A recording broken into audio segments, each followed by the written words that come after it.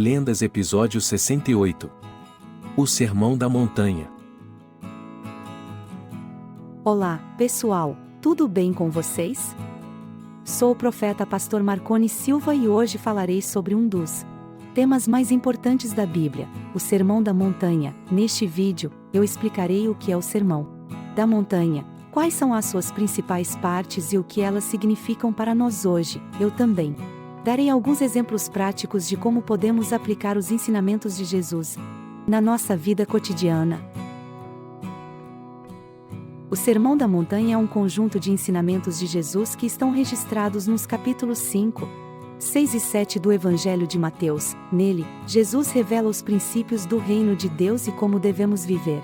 Como seus discípulos, o Sermão da Montanha é considerado um dos discursos mais famosos e influentes da história, por conter a essência da ética cristã e a base da nossa fé. O Sermão da Montanha é um convite a uma mudança radical de mente e de coração, a uma renovação da nossa visão e da nossa missão, a uma transformação da nossa conduta e do nosso caráter.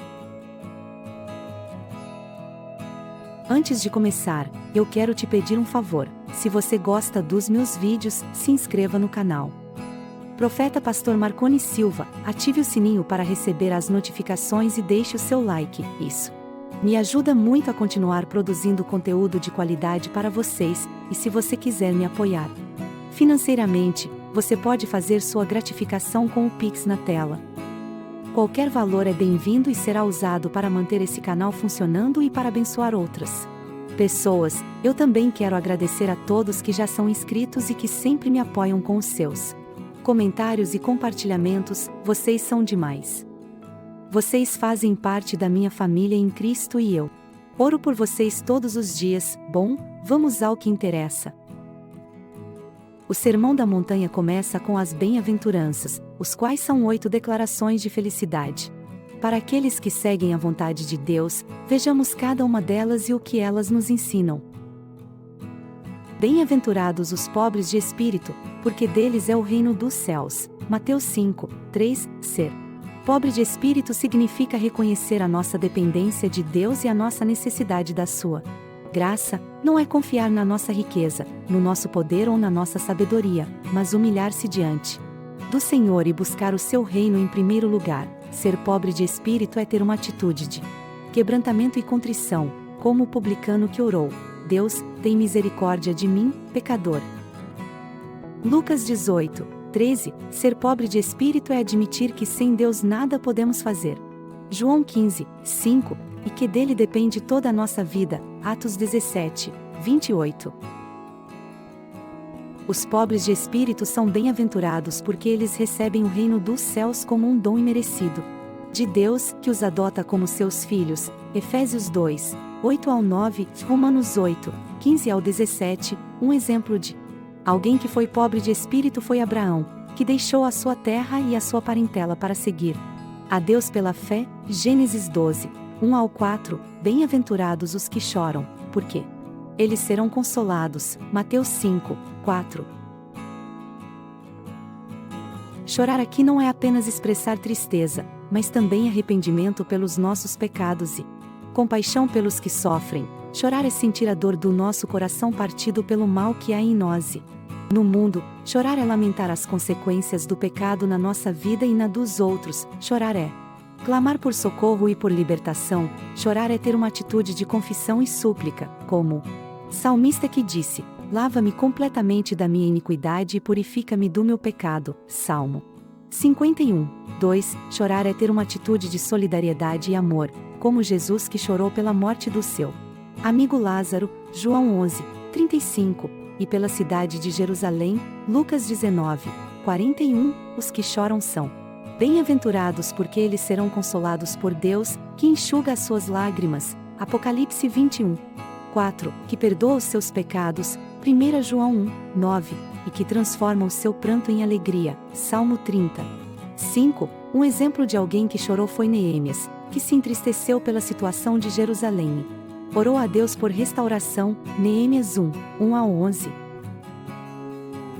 Bem-aventurados os mansos, porque eles herdarão a terra. Mateus 5, 5. Ser manso significa ter domínio próprio, não se deixar levar pela ira ou pela vingança, mas confiar em Deus e agir com gentileza e paciência. Ser manso é ter uma atitude de submissão e obediência, como Moisés, chamado de muito manso, mais do que todos os homens que havia sobre a terra. Números 12, 3. Ser manso é ter uma atitude de humildade e serviço, como Jesus que disse: tomai sobre vós o meu jugo e aprendei de mim, que sou manso e humilde de coração. Mateus 11, 29. Ser manso é ter uma atitude de bondade e perdão, como Estevão que orou pelos seus algozes: Senhor, não lhes imputes este pecado. Atos 7, 60. Os mansos são bem-aventurados porque eles herdarão a terra, os quais são a promessa de Deus para o seu povo. Salmo 37, 11. Romanos 4, 13. Eles herdarão a terra porque Deus lhes dará a vitória sobre os seus inimigos e sobre o mal. Salmo 149, 4. Romanos 12, 19 ao 21. Um exemplo de alguém que foi manso foi José, que não se vingou dos seus irmãos, mas os perdoou e os sustentou no Egito. Gênesis 45, 1 ao 15. Bem-aventurados os que têm fome e sede de justiça, porque eles serão fartos. Mateus 5, 6. Ter fome e sede de justiça significa desejar ardentemente que a vontade de Deus seja feita na terra como no céu, que o seu reino se manifeste em todas as áreas da vida, que a sua verdade prevaleça sobre a mentira, que o seu amor supere o ódio, que a sua paz domine sobre o conflito. Ter fome e sede de justiça é ter uma atitude de busca e compromisso, como Davi que disse: a minha alma tem sede de Deus, do Deus vivo. Salmo 42, 2.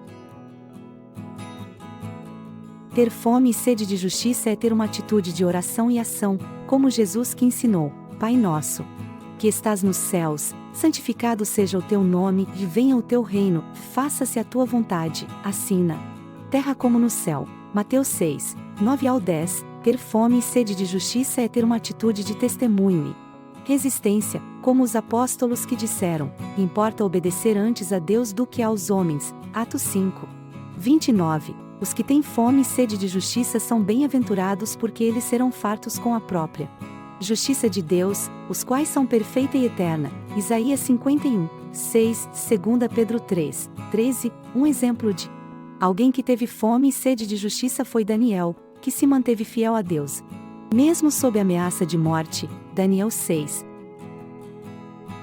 Bem-aventurados os misericordiosos, porque eles alcançarão misericórdia. Mateus 5, 7. Ser misericordioso significa demonstrar graça e compaixão pelos que erram ou pelos que estão em necessidade. Não é julgar ou condenar, mas perdoar e ajudar. Ser misericordioso é ter uma atitude de graça e perdão, como José que disse aos seus irmãos que o venderam como escravo: não vos entristeçais, nem vos irriteis por me haverdes vendido para aqui, porque para conservação da vida, Deus me enviou adiante de vós. Gênesis 45, 5. Ser misericordioso é ter uma atitude de compaixão e serviço, como o bom samaritano que auxiliou o homem ferido à beira do caminho. Lucas 10, 33 ao 34. Ser misericordioso é ter uma atitude de amor e perdão, como Jesus que disse na cruz: Pai, perdoa-lhes, porque não sabem o que fazem. Lucas 23, 34. Os misericordiosos são bem-aventurados porque eles alcançarão misericórdia de Deus, que é abundante e eterna. Salmo 103, 8. Lucas 6, 36. Eles alcançarão misericórdia porque Deus os tratará com bondade e compaixão. Isaías 54, 7, 8. Efésios 2, 4 ao 7. Um exemplo de alguém que foi misericordioso foi Barnabé, que acolheu Paulo quando ninguém mais confiava nele. Atos 9, 26 ao 28. Bem-aventurados os limpos de coração, porque eles verão a Deus. Mateus 5, 8. Ser limpo de coração significa ter uma mente e um coração puros, sem mácula ou contaminação do pecado. Não é ter apenas uma aparência de santidade, mas uma verdadeira transformação interior. Ser limpo de coração é ter uma atitude de santidade e retidão, como Davi que disse: cria em mim, ó Deus, um coração puro, e renova em mim um espírito reto. Salmo 51, 10. Ser limpo de coração é ter Uma atitude de honestidade e integridade, como Natanael, que foi elogiado por Jesus. Eis aqui um verdadeiro israelita, em quem não há dolo. João 1:47. Ser limpo de coração é ter uma atitude de amor e fidelidade, como Pedro, que disse: Senhor, tu sabes todas as coisas, tu sabes que eu te amo. João 21:17. Os limpos de coração são bem-aventurados, porque eles verão a Deus, que é santo e glorioso. Apocalipse 22:4. Eles verão a Deus, porque ele os purificará de todo o pecado e os santificará para si. 1 João 3:2-3. De Hebreus 12:14. Um exemplo de alguém limpo de coração foi Josué, que serviu a Deus com toda a sua casa. Josué 24:14-15. Bem-aventurados os pacificadores, porque eles serão chamados filhos de Deus. Mateus 5:9. Ser pacificador significa promover a paz e a reconciliação entre as pessoas, não alimentando contendas ou divisões, mas buscando a unidade e a harmonia. Ser pacificador é ter uma atitude de conciliação e perdão, como Jesus, que reconciliou Deus com o homem pela sua morte na cruz. Colossenses 1:20. Ser pacificador é ter uma atitude de diálogo e compreensão, como Paulo, que disse: se possível, quanto depender de vós, tende paz com todos os homens. Romanos 12:18. Ser pacificador é ter uma atitude de amor e serviço, como Paulo, que exortou os cristãos a preservarem a unidade do Espírito pelo vínculo da paz. Efésios 4:3. Os pacificadores são bem-aventurados, porque eles serão chamados filhos de Deus, sendo o Deus da paz. Romanos 15:33. Eles serão chamados filhos de Deus porque eles refletirão o caráter do seu Pai Celeste, que é amoroso e misericordioso. 1 João 4:7-8. Um exemplo de alguém que foi pacificador foi José, que se reconciliou com os seus irmãos e os trouxe para viver com ele no Egito. Gênesis 45:1-15. Bem-aventurados os perseguidos devido à justiça, porque deles é o reino dos céus. Mateus 5:10.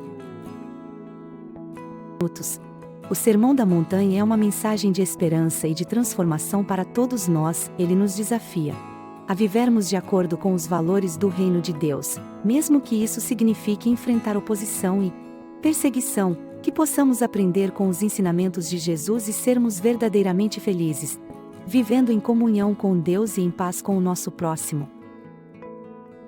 Agradeço por dedicar seu tempo a essa reflexão, e se você gostou deste vídeo, não se esqueça de se inscrever no canal Profeta Pastor Marconi Silva, ativar o sininho e deixar o seu like, se desejar apoiar financeiramente este ministério. Deixe sua gratificação com o Pix na tela. Por Marconi, que Deus abençoe grandemente sua jornada de honrar a Deus com suas finanças. Que a paz de Deus esteja com cada um de vocês, e até o próximo vídeo, onde continuaremos explorando as riquezas da palavra divina.